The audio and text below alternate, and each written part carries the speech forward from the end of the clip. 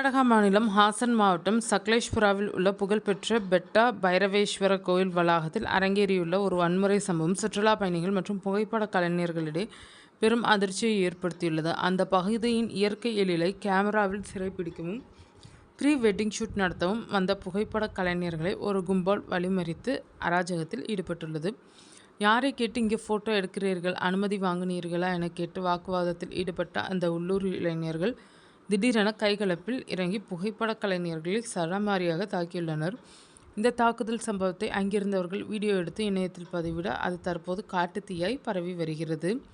தாக்குதலுக்கு உள்ளானவர்கள், நாங்கள் சுற்றுலா பயணிகள் தானே, ஏன் அடிக்கிறீர்கள் என்று எவ்வளவோ கெஞ்சியும் ஆத்திரமடைந்த கும்பல் அவர்களை விடாமல் தாக்கியதோடு விலையுயர்ந்த கேமரா உபகரணங்களையும் சேதப்படுத்த முயன்றுள்ளது.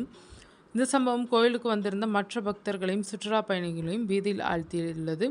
இது தொடர்பாக சக்லேஷ்புரா ஊரக காவல் நிலையத்தில் இரு தரப்பினரும் புகார் அளித்துள்ள நிலையில் போலீசார் வழக்கு பதிவு செய்து தீவிர விசாரணை நடத்தி வருகின்றனர்.